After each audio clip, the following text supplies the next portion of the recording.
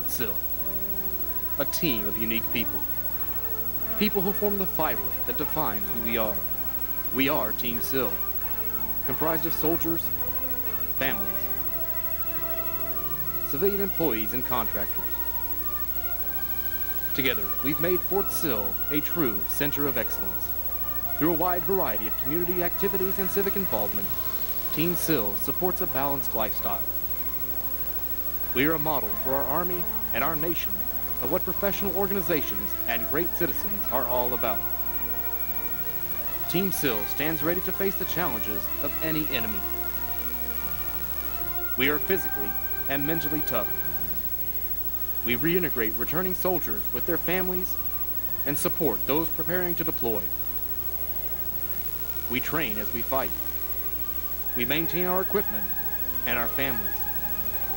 We are steadfast and disciplined. We are vigilant in a time of war. We are fit to fight. Team Sill is innovative. Whether it's an Army spouse learning to cope with deployments or contractors collaborating on new weapon systems, we lead from the front. We are air defense and field artillery, soldiers, Marines, Air Force, and Navy. We are a joint and combined force, collaborating with professionals to blend new technology and doctrine to support the fight.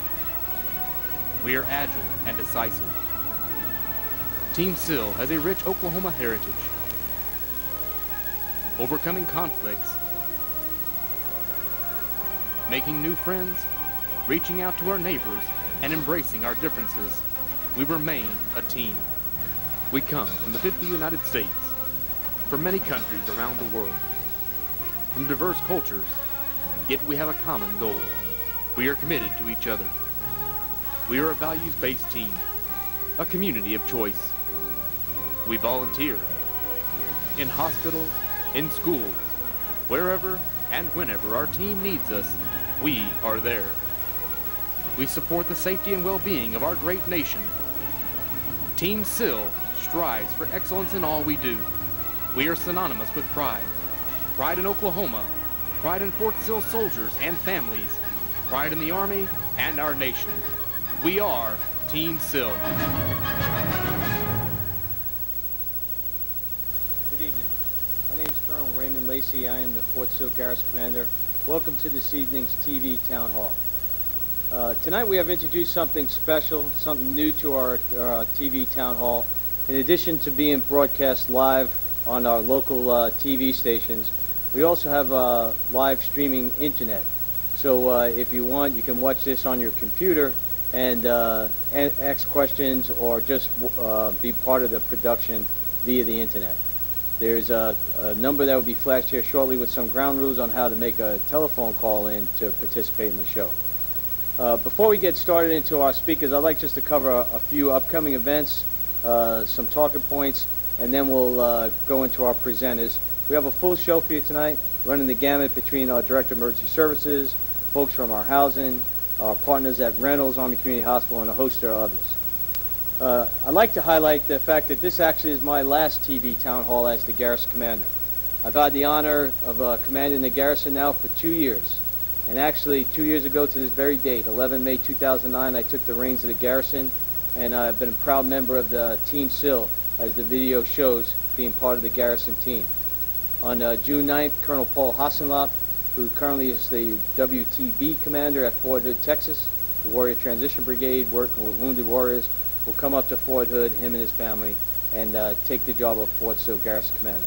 So all of you out there that have supported me during my 2 years, as well as my family, thanks very much. I'm sure you'll be extremely satisfied with Colonel Hassenlop and his team. I'd like to highlight that coming up, we have a couple of great events coming up. Tomorrow morning, registration will start at 7:30 and the event will start at 9:30. Will be our Motorcycle Thunder Rally. This motorcycle ride to highlight motorcycle safety, rider techniques, proper wear of equipment, and use of motorcycles. The briefing part is mandatory for all military personnel who own and operate motorcycles on the installation, but our hope is that our civilian employees who are available all our military, and whoever else want to join us and make the ride. Last year, a very successful event, well in excess of 300 riders making a ride around the Lawton-Fort Sill area.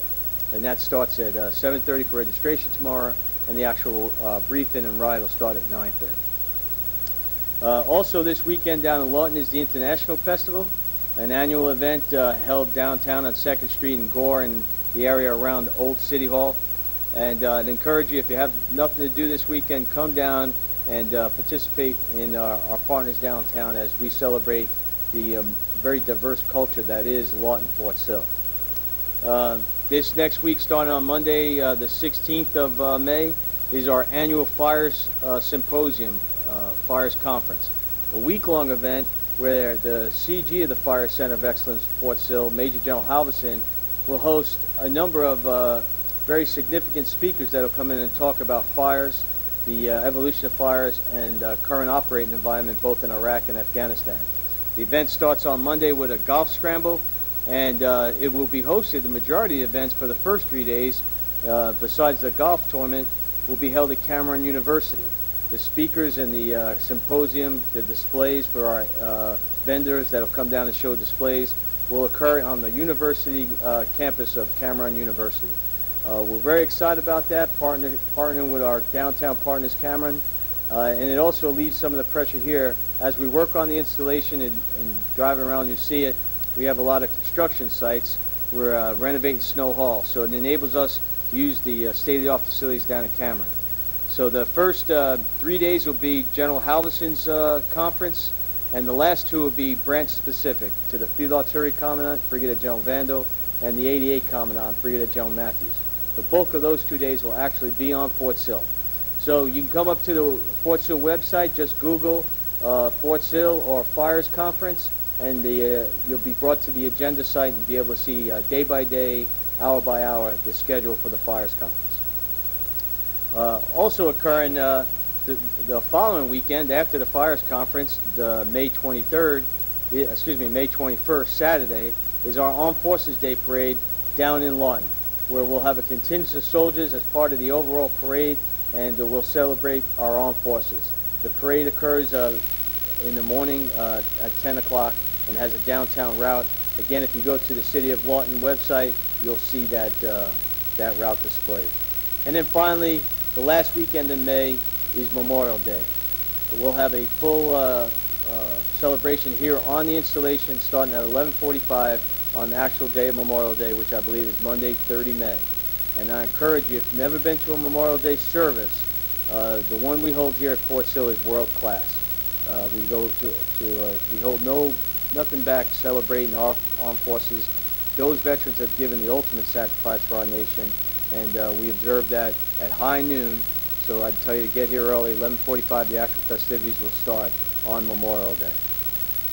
That being said, before we go to our speakers, those of you familiar with our TV town hall know that we take call-in questions, and we also will take Facebook questions, we'll take email questions, and such. But before we go to that, I have a taped version of our ground rules.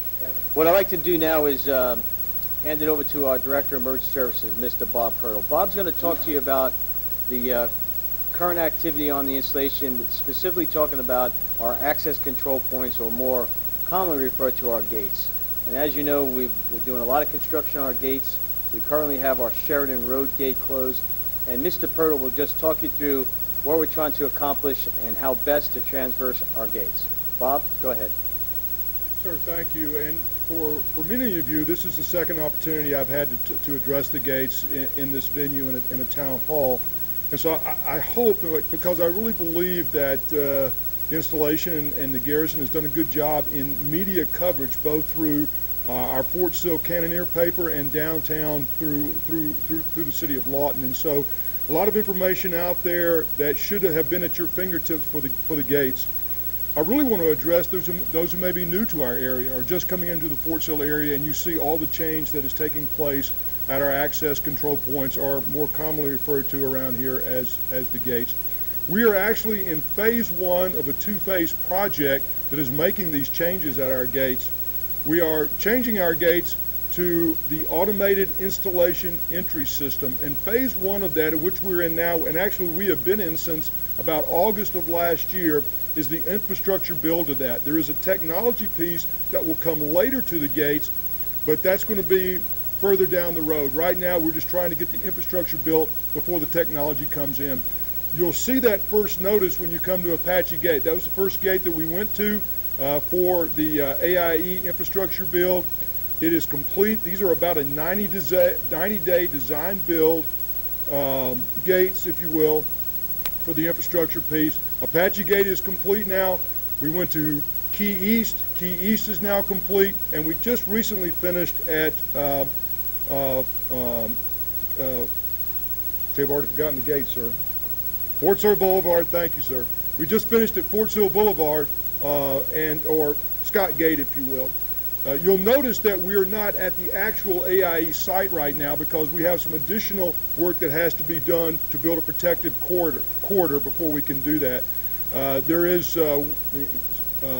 events in the works, if you will, to get that corridor built. This will happen also at Sheridan when we finish there as well.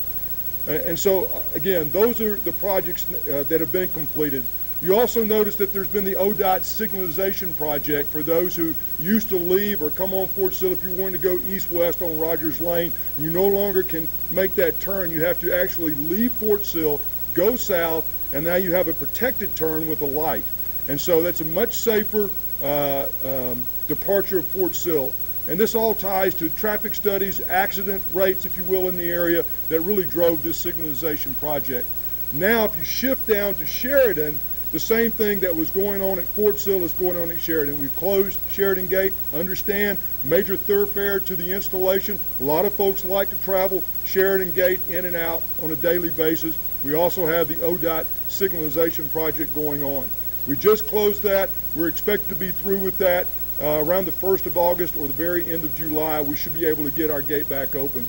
We'll probably still be on the perimeter until we can get our corridors built, and then we will eventually egress back into the installation, and that achieves great depth for us and allows us to get more queuing space, if you will, for folks coming on the installation. I realize that there's been a lot of disruption in people's lives in terms of coming to work each and every day, particularly if you live on the east, west, or Medicine Park, wherever you are. I realize that maybe we had a paradigm shift of the gate you love to go in, and it may not be the most conducive for you to go in right now. I used to always go in Key West. Right now I go in Gate 2 because it is a more conducive gate for me to go to. In fact, Gate 2, as Colonel Lacey has said numerous times in many forums, Gate 2 is probably our most underutilized gate right now in the morning. I realize a lot of our folks that live on the west side love to come in 52nd Street, love to come in now Fort Sill because it is now a 24/7 gate. But if you'll just drive a little further down to Gate 2, and I noticed a change in that this morning. The lines were longer, which I'm hoping that folks are getting to understand that Gate 2 is a good option for you to come through in the morning. I came through Gate 2 this morning. A lot of folks in front of me, less than 5 minutes I was on the post and heading to work. And so I would just ask you to be flexible in what you're doing to get on the installation. We will continue to work through this. We will continue to listen to your comments. I know that a lot of folks have voiced opinions, both good and bad, if you will, in terms of how we've done things. I've mostly heard good lately, so I'd like to believe that we've made a lot of positive corrections on our gates to expedite you coming on the installation, particularly in our morning rush hour. We will continue to do that. We'll continue to listen to your comments and reply accordingly. So, sir, I appreciate the time to again go over the gates, and we will continue to be active, be out there, and please let us know what your thoughts are, and we'll work from there, sir. Bob, thanks for that. If I could just add on to what Mr. Pirtle has said. If you're not familiar with Gate 2, if you're on Rogers Lane, Highway 62, and you're heading east from, let's say, the Fort Sill Boulevard area, Gate 2 would be a left turn before you get to the I-44. There's signs up there, but I know some people may be a little nervous going to Gate 2 saying, well, I don't know that side of post. I'll make a deal with you. If you come in Gate 2 and you go through the gate, show your ID card, and stay straight. Don't make any turns. Stay on that road. I promise you, you'll hit Sheridan Road, because Sheridan goes through the whole installation. So you don't have to worry about getting lost. You will eventually hit Sheridan, and you'll know where you are. The other gate that's very underutilized is Apache Gate. That's the gate most north of the installation. So if you're coming from north of the installation, let's say from Elgin or parts north, you come down I-44, I'd ask you to consider getting off the highway one exit earlier. Instead of getting off the key gate exit, get off the exit just before that. Come in Apache Gate. Again, I promise you, if you come through the gate, show your ID card, and stay on the road, don't make any turns, you'll eventually hit Sheridan Road. And I say that because I know some folks who aren't familiar with a gate, especially if it's the early morning and it may be dark, may be a little apprehensive that they may get lost. So if you stay straight through those gates and you stay on that road long enough, you will hit Sheridan Road. The other piece is, as you know, recently an enemy of the state was killed. Osama bin Laden was killed by a Special Forces team. That's caused us to raise our force protection level. It's called Raise to Force Protection Bravo. That's only on DoD installations. That combined with closing one gate is giving us challenges. But I agree with Mr. Purtle. I think we're getting over it. So I would encourage you to investigate Gate 2, even if you're coming from the west side of Lawton. Go past 52nd Street, past Fort Sill Boulevard, give Gate 2 a try. It looks like we have our first caller on the line. Caller, are you there? Yes, sir. Okay, caller, I see you have a question. Go ahead. Yes, sir. I've heard many rumors about Gertz Pub and Grub, but I haven't seen anything come down the pipes as far as it being off limits or coming off limits. So I was wondering if you can clarify. I tuned in a little late, so I don't know if it was already covered in this town hall meeting, but I think we need clarification or something updated to signify it's still on the off limits or if it has been taken off. Well, I appreciate your question. It is a timely question to reinforce. The short answer is yes.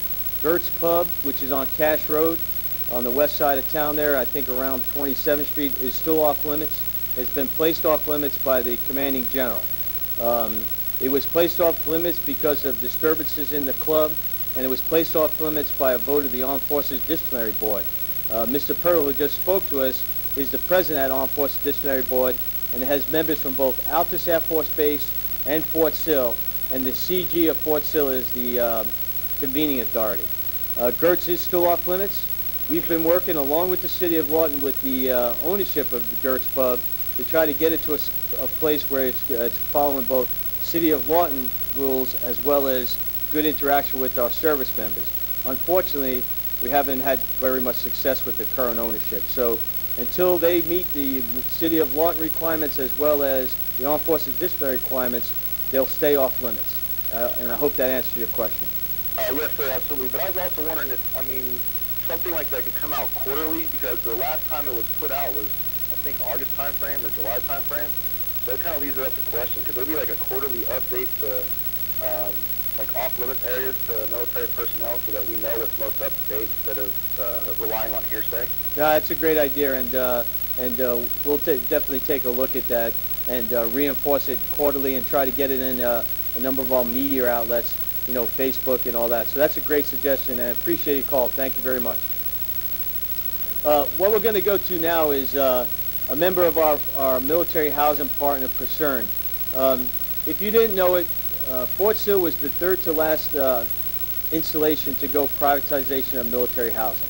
And privatization of military housing across the Army has been a success story. Our private partner is Purcern Military Housing, and Purcern has numerous locations across the Army. Purcern manages 25% of the Army's housing buildings where we house our families. And Amber is about to give us an update on painting and renovation, our mock billing, or what we call Go Army Green status, which we're right in the middle of we're in our third month of a 6-month mock billing period till we actually go live. And as well as the growth of Buffalo Soldier Acres, which is our new housing development being built on our old golf course, which will bring 432 new homes. So Amber has lots to talk about, so I'll pass it over to Amber. Thank you, Colonel Lacey, and thank you for giving us the opportunity to provide an update tonight on all of those projects and activities that we have going on. You mentioned the renovations that we have going on currently in family housing here at Fort Sill, it's really an exciting time to be a resident of Fort Sill with all the new construction and improvements that are happening. And renovations is a big part of that. Nearly all of the homes on the installation will be touched and receive some sort of renovation, and we're really excited about that. With the historic homes, we currently have 25 of our historic homes being renovated, and before the year is up, we will have 58 homes to receive historic renovations, and those are some of the older homes that you see here on post at Fort Sill. And some of the things that we're doing in those homes, we'll be repairing and reinforcing floors and roof structures, wall and ceiling surfaces, new paint, new flooring, kitchen upgrades, and lighting upgrades, just to name a few. And with the non-historic homes, what we call medium renovations, we currently have 22 homes in the process of being renovated, and we expect to have 90 homes receive medium renovations in 2011. And some of the things that will be happening inside those non-historic homes are kitchen and laundry upgrades, upgrades to the lighting and plumbing fixtures, new paint, and new flooring as well. So really some improvements, things that will definitely increase the livability and the quality of the homes that currently exist here at Fort Sill. Another exciting thing that Colonel Lacey didn't mention was our neighborhood centers. At Fort Sill, we will build 3 neighborhood centers, and if you've ever lived at a PCERN installation, you know that these are really fantastic facilities, really become the heart and soul of the neighborhood, a hub of activity going on there. The first one that we're going to build here at Fort Sill will be in the Southern Plains neighborhood, very close to the current neighborhood office location. That's going to be a large 10,000 plus square feet facility. It will have amenities such as an Olympic-sized swimming pool in the back with beach-style entry and water features. There'll be a fitness center for families to enjoy, a playroom for children, a computer lab, a kitchen and multi-purpose room that are at our other installations. We see families really taking advantage of those amenities there and hosting wedding and baby showers and birthday parties and Boy Scout and Girl Scout meetings and those sort of things. So we're really excited about bringing that exciting facility here to Fort Sill. And the first one there in the Southern Plains neighborhood, we're expecting to break ground on that in November of this year, and that facility will come online in June of 2013. And then Colonel Lacey, you mentioned the Buffalo Soldier Acres. That's the new neighborhood that we're constructing on the south side of the installation, inside the 3-mile track and south of Building 4700. If you haven't been over to that side of Fort Sill, I encourage you to go take a look at all the activity going on. They're currently paving roads and doing some things with utilities over there. And we expect the pads to begin being poured this summer in June, and you'll see actual vertical construction beginning in August. And that neighborhood is going to encompass 432 new homes. And I want to share with you the breakdown of that 432 figure. There will be 332 senior NCO homes, 70 company grade officer homes, 11 E9 homes, and 19 field grade officer homes. So we're really excited about the progress that's going on there in Buffalo Soldier Acres and can't wait for those homes to come online. The first home is expected to be online in January of 2012. And then also, Colonel Lacey, you mentioned the Live Army Green program. That's the Department of Defense energy conservation program that we've implemented here at Fort Sill. And as Colonel Lacey stated, we're currently in the mock billing process, and that will continue through the summer until families receive their first live bill in August of this year. And so we continue. If you've had issues with your mock bill, there's definitely information from our billing partner, which is Manol, on your bill, or you can contact your neighborhood office, and they'll be happy to even come out to your home and perform an energy audit or an assessment to help you better understand maybe the consumption of your family where electricity is involved. And just to give you a little information about our usage here at Fort Sill for March, I'm happy to report that 60% of our families fell into the no action area. So had we been in actual live billing, 60% of our families would not have received a refund or a balance due. They would have been in that area where they only receive a report that lets them know what they consumed that month. 21% of the families would have received a balance due, and 19% of the families living on post would have received a refund through that project. So that's really exciting. Another new point on Live Army Green is that the trigger point has increased from $15 to $25 each month. And what that means is, as you all know that are familiar with the program, there is a baseline established every month by actual usage, and that is how your bill is determined, or your consumption, whether you owe a balance or a refund or in that no action. And from the baseline, there's a 10% buffer added on top of that. So even if you exceed the baseline, but by less than 10%, you remain in that no action area. But even in addition to that, the $25 trigger point comes into play. So if you've exceeded the baseline by more than 10%, but by less than $25, you still remain in that no action area. So there's really an opportunity for families to stay in that no action area and never receive a balance due through the Live Army Green program. And then lastly, real quick, it wasn't on Colonel Lacey's list, but I did want to mention that this Saturday, May 14th, we will hold our 3rd annual Family Carnival. It will be held near the playground area at the intersection of Geronimo Road and Perez Road, so just down the road from our Southern Plains neighborhood office. It's a free event for all the families who live on post. We'll have pony rides, moon bounces, free food, and lots of fun activities. And one very exciting feature of this year's carnival is for every family who visits our welcome table and updates their contact information, those families will be entered into a drawing for a weekend getaway at Great Wolf Lodge in Grapevine, Texas. So we hope that you all will join us for that fun event. We certainly hope that you'll visit the welcome table. I've taken my family down there. It's a lot of fun, and so we're really excited to see all the families out this weekend. And Colonel Lacey, we appreciate you giving us this opportunity to update everyone on all the projects that we have going on right now. Thank you. Amber, thanks. That was a host of information. Truly do appreciate it. I did neglect to mention the neighborhood centers, and I have visited another Pacerne property where they have neighborhood centers running, and they're beautiful structures with outdoor pools, and Miss McNeil is exactly right. I've heard stories about baby showers and weddings being hosted at these facilities. So we're looking forward to that. Buffalo Soldier Acres is moving right along, and if you go around our 3-mile track that circles Buffalo Soldier Acres, you'll see daily improvements there. We're very excited about our first homes coming online in January of 12. I'd also like just to encourage and pile on, if you will, on the Go Army Green initiative. It is a DOD initiative, and Pacerne has had great success across their inventory of homes.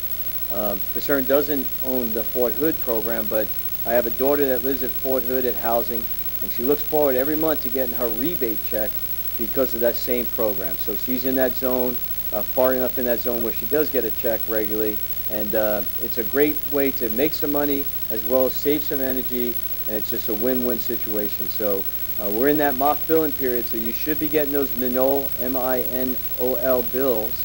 Hopefully you're opening them and reading what they say. And if you feel like you need some help figuring out what your big energy uses are, please take Pacerne up on that. Pacerne's motto is families first, and I do believe that they live by that. Next up is a teammate from our Reynolds Army Community Hospital, Mr. John Schaefer. Brag about John a little bit. He is the only civilian deputy of a major hospital in the Army system. John's been at Fort Sill a long time. He's not really that old, but he's been here quite a long time. He's a great server of our families and our soldiers, and he's come to talk to you about a couple initiatives, one being the Frontier Medical Home downtown and how Reynolds and Colonel Rabe as the commander has facilitated care downtown. So I'll pass it over to John. Thank you, Colonel Lacey, and good evening, Lawton Fort Sill community. I have 3 messages, actually, before I get to Frontier Medical Home. One is I want to thank the community for, as they say, pardoning our dust. We've had great fortune in recent months to improve our facility, particularly the aesthetics and the function of the facility, the lab, and many things that the community wouldn't see. But one of the clinics that we've really done fantastic work with is the pediatric clinic. And those of you with children, we've inconvenienced you a bit by asking you to check in at a different spot than normal, and the providers we've had to move them around a bit. That work is now complete. They're putting the furniture in as this afternoon, actually.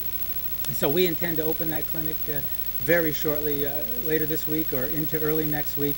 So a brand new pediatric clinic, and you're welcome to come and take a look at it. It's very, if I can use the word cute, very child friendly and very cute for the children. My second message is the pharmacy itself.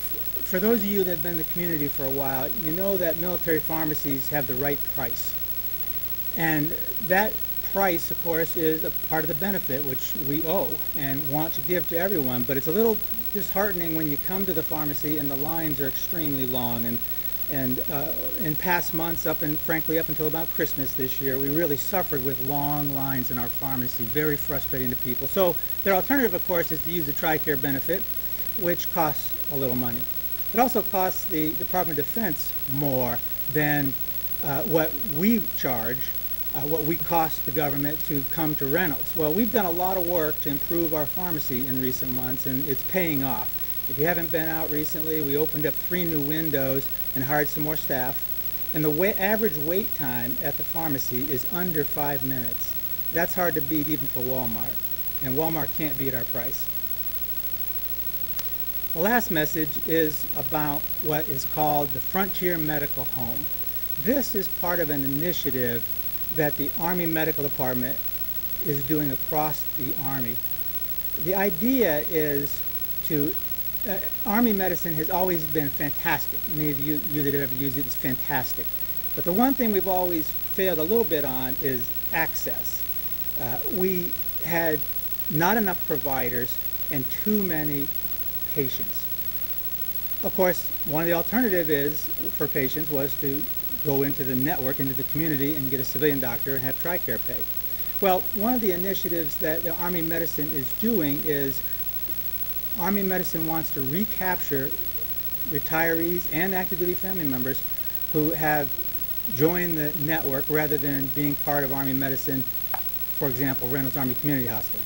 So 2 big initiatives are happening at the same time. One is the Frontier Medical Home. This is a brand new clinic, Army leased, Army run, in the community. Ours is located just in front of Southwest Medical Center in the building called the Great Plains Surgery Center. The clinic has a couple of banners up right now heading both east and west on Lee Boulevard, and so you can recognize the clinic, and our permanent sign goes in shortly. This clinic is a model clinic, not just for the Army, but period, for medicine. Welcome you to take a close look at it. Stop by anytime. The clinic is operational. Now, it is only at this moment for active duty family members. It is not for retirees at this time or soldiers. It's only for active duty family members. That may change as time goes on. But what it's allowed us to do is expand our capacity at the main building for both taking care of soldiers and to increase our capacity to take care of retirees. So at this very moment, we have capacity at Reynolds for increasing enrollment to retirees, and at the Frontier Medical Home, of course, for active duty family members. I thank you for listening. John, thank you very much. That was very informative, and I have been to the pharmacy since the windows are open. Wait time is negligible, so I got to deal with you. Come in gate 2, drive straight, don't turn, get on Sheridan, and go to the new pharmacy, and I think you'll be happy. But I see that we have a caller on the line. Mark, are you there? Yes, sir, I'm here. Okay, Mark, go ahead and ask your question. Hey, Colonel Lacey, first of all, I know you're fixing to change command here real soon, and I just wanted to thank you for your service and thank you for the footprint you're putting on this post here over the past couple of years. What I would like you to address, if you could, is the expansion or widening, or what is the plan for Moway Road between Sheridan and Fort Sill Boulevard with 4700 and Reynolds right there. It's getting a little congested, and I just thought it might be a good forum for you to address that, sir. Well, Mark, thanks a lot. Before I ask Mr. Butler to give you the specifics, one of our running inside jokes here in the Garrison is Mr. Mullins, Dan Mullins, no longer has the center of universe at 2nd and Gore. It is now moved to Moway and Sheridan. And the reason we say that is that intersection is right where we're building a lot of stuff, and Moway is that cross section that runs east to west or west to east. So we definitely acknowledge it. Moway, beginning at Fort Sill Boulevard, running east through Sheridan and all the way to the 52nd Street gate, is one of our new major arteries on the installation.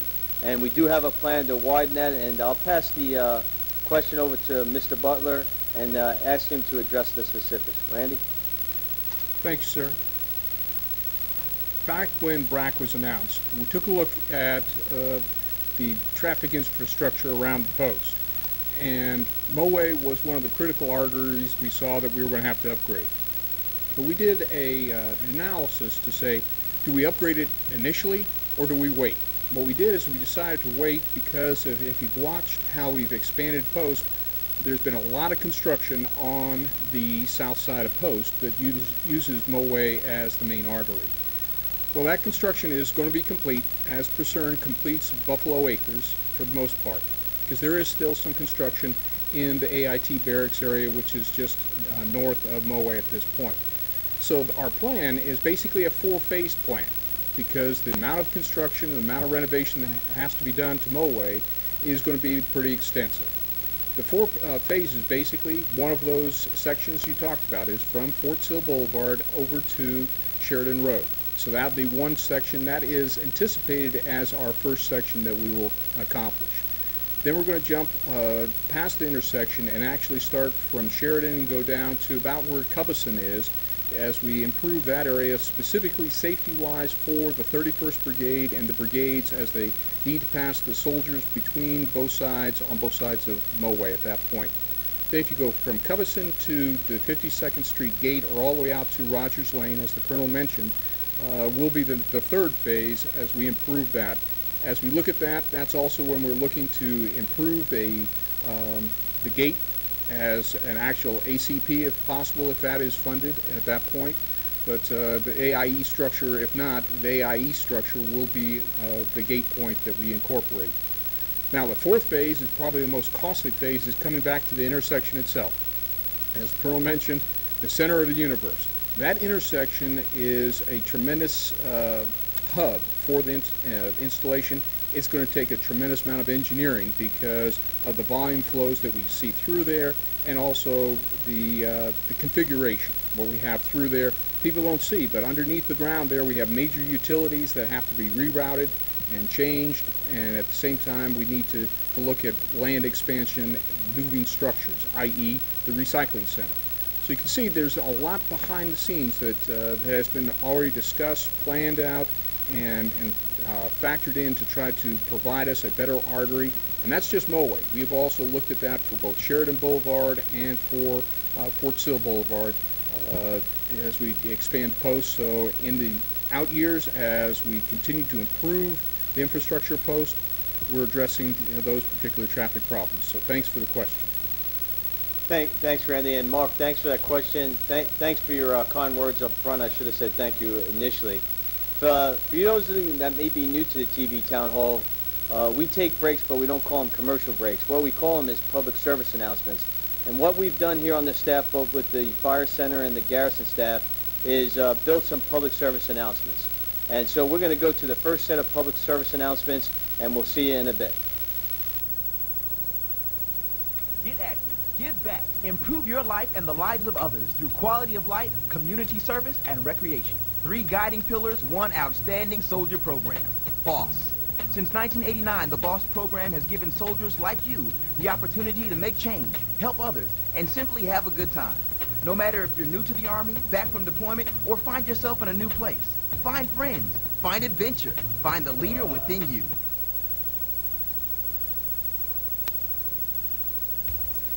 Experience Lettra. There's so much to do at Lettra, and it's open to the public. So bring the whole family.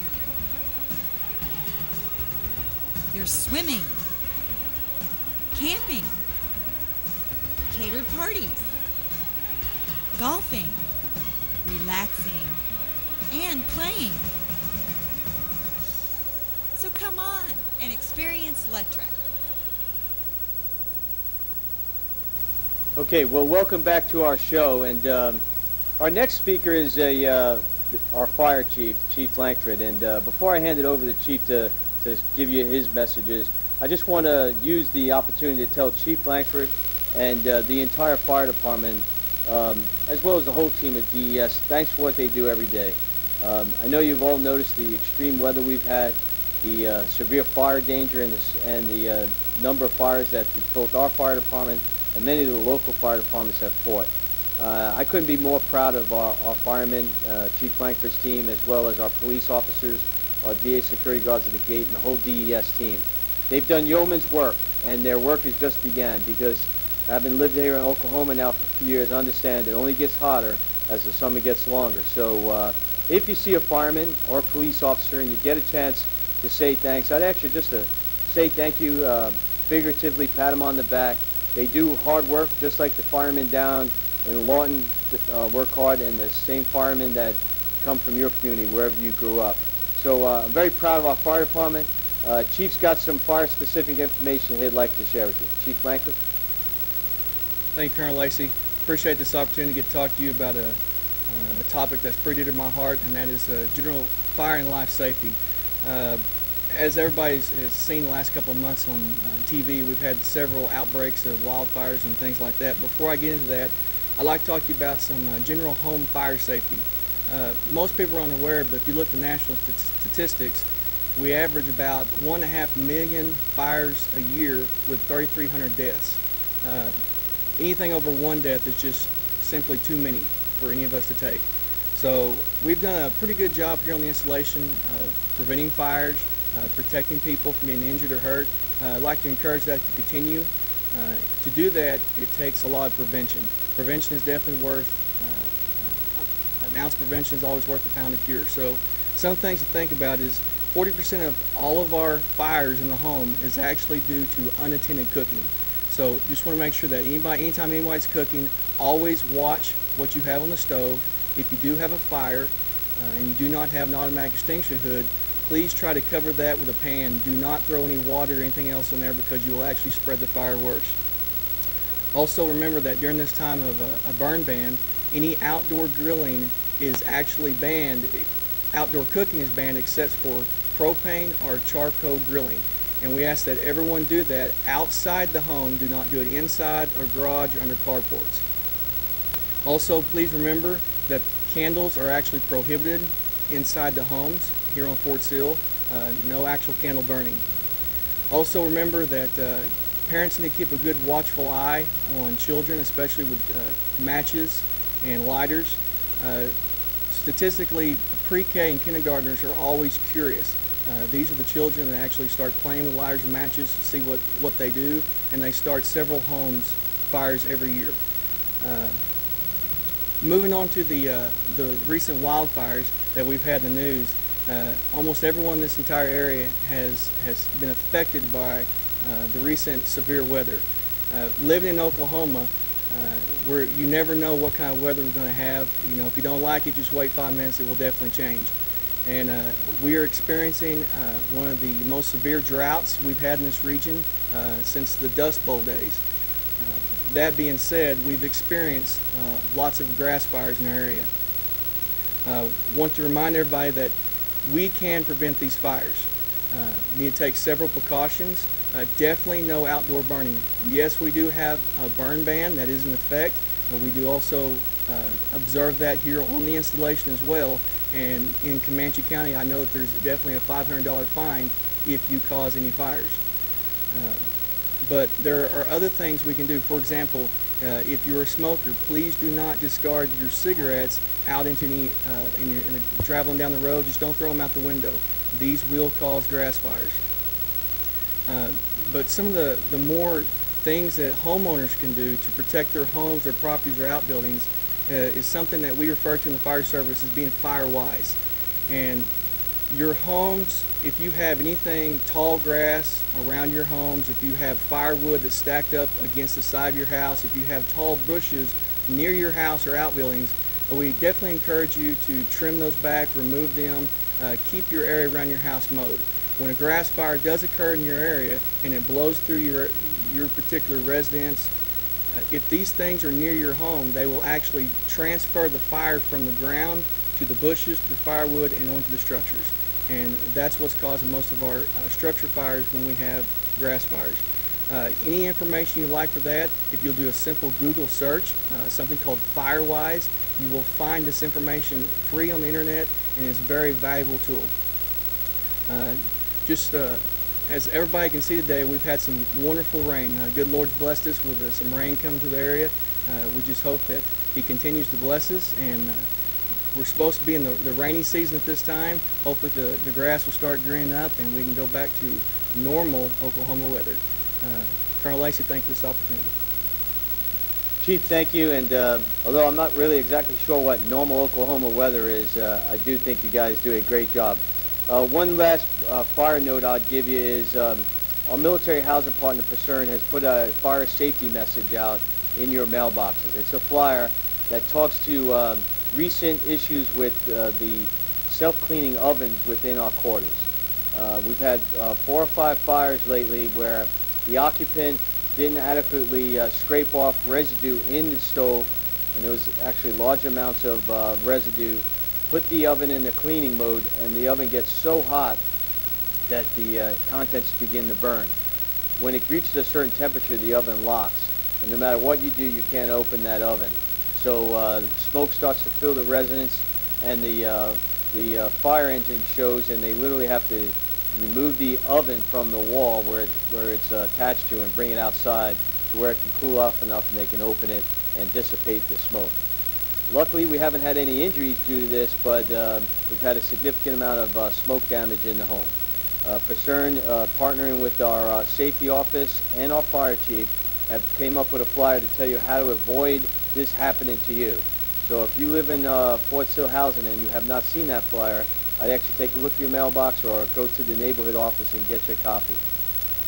Next up, I'm going to have Mr. Bill Barwick talk some morale, welfare, and recreation opportunities on the installation. Bill is the Deputy Director of MWR and is representing Ms. Brenda Spencer-Ragland. And Bill, please tell us about some of the stuff that's happening in MWR. Thank you, Colonel Lacey. Summer is upon us, folks, and we've got a lot of activities going on within the MWR arena to support our military community. Just to start off with a few of those, as Pacern is doing their carnival on the 14th of May, Lettra is also doing a family camp out at Lettra for our off-post community. Moving on, the Twin Oaks Bowling Center will be hosting the Professional Bowlers Association Tournament. Be an exciting weekend, 20 to 22 May. Lettra also opens its water facilities on the 21st of May. Now, that's not necessarily for swimming, but we're attempting to do a soft opening, getting ready for the Memorial Day weekend. We will officially open Lettra on the 27th of May. I would also encourage everyone to take a look at Lettra this year. Letra's got a lot of new amenities. We have renovated the golf course, miniature golf course at Lettra. We have added an archery range. We have got our cabins there that have just super. And I would just encourage everyone to come out and utilize Lettra. We will be accessing Lettra through Apache Gate as the primary access this year. We've made a conscious decision to let Lettra Road Gate remain closed. And there are security reasons involved in that decision. I would also encourage all of our families to do some registrations for summer camps and full day care at our child and youth services. You need to, if you're interested in those camps and you need full day care, I would encourage you to go register at Parent Central at Building 4700. And to top off our summer, we're going to have one spectacular concert this year. This year we're bringing in one of the names that most people are very familiar with, Miranda Lambert.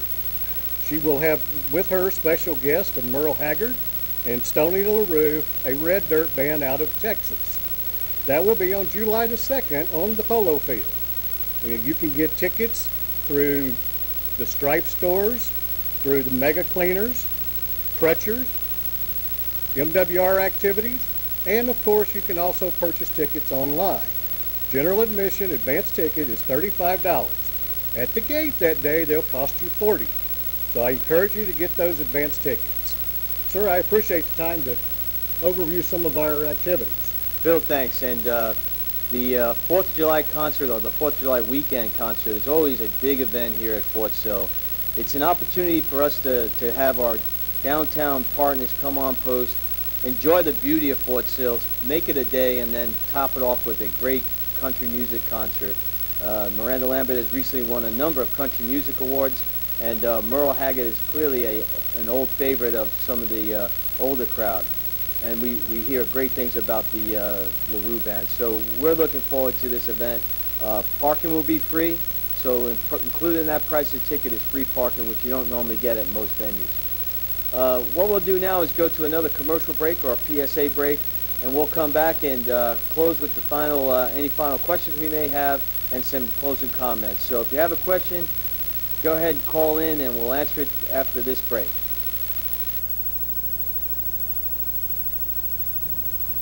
The Fort Sill Administrative Services Division, one of 4 divisions under the Directorate of Human Resources, has services located in Building 4700 and Building 930. Although they are small in numbers, the Administrative Services Division supplies various functions to support soldiers, their families, and all organizations on Fort Sill. One function of the Administrative Services Division is to provide official mail and distribution services throughout Fort Sill. The Official Mail and Distribution Center is responsible for various assignments. Some of their duties include training and certifying unit mail clerks, postal officers, conducting mailroom inspections for the installation, and address management.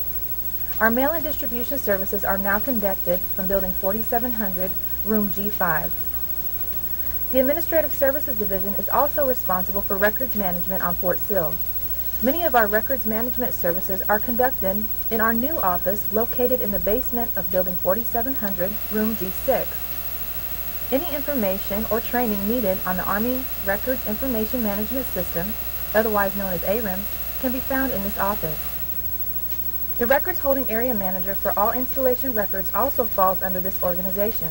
We are excited to announce the opening of our new records holding area, now located in Building 930. The Installation Forms and Publication Officer also belongs to the Administrative Services Division. Creating user-friendly forms for the installation is only one of our many functions. Any questions about how to receive blank and accountable forms or to set up a publication account for your unit can be directed to our Forms and Publication Officer. The Freedom of Information and Privacy Act services are processed through the Administrative Services Division as well. Any requests or concerns about these acts can be sent to our office for processing. Another purpose of the Administrative Services Division is to manage the Fort Sill Memorial Program. Any requests or questions on memorialization can be sent to our office.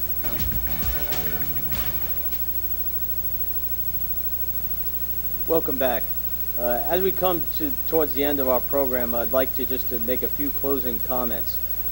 Recently, last week, we were fortunate enough to have Dr. Joseph Westfall, the Undersecretary of the Army, visit here on Fort Sill. Dr. Westfall was in town, as many as you know, to serve as the commencement speaker at the recent graduation at Cameron University.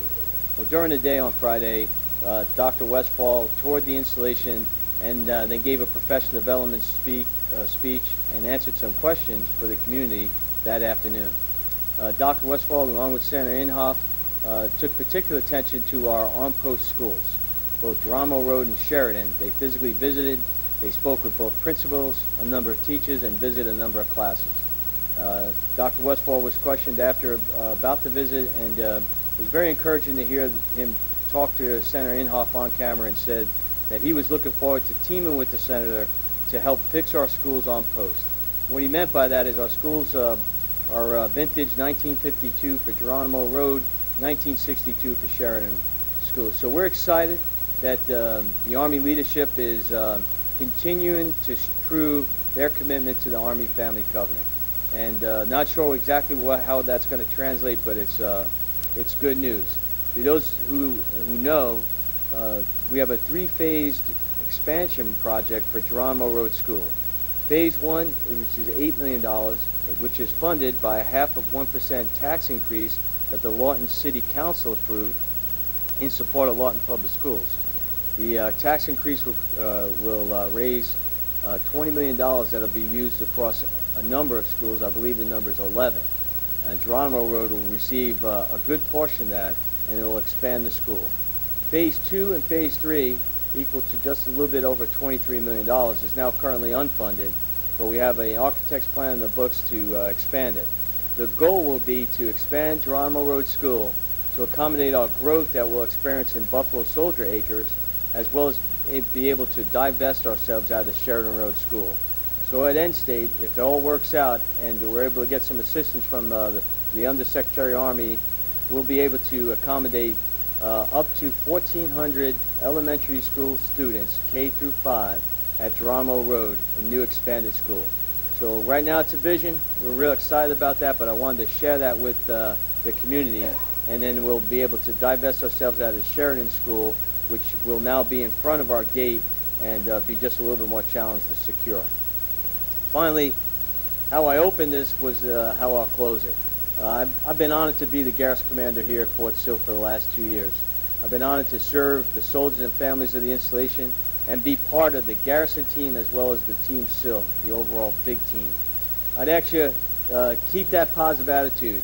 As the U.S. budget changes and the new fiscal reality sets in, we'll be downsizing the Garrison.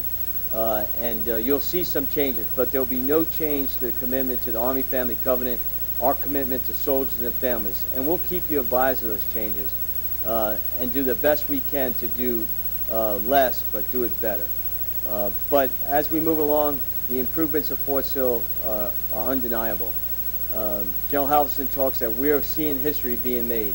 This is the largest construction boom to the now compared to the period right before World War II. And what we're doing now, the Garrison team and teamwork with the Fire Center and all our tenants, is historic. And when this is complete, when BRAC is fully implemented later this summer and the military construction projects continue, the impact will be felt for years to come. So again, I'm proud to have been your Garrison Commander. I look forward to you attending the change of command on the 9th of June. You're all invited. And I look forward to the next town hall where Colonel Hasselhoff will host you. Thanks and have a great day.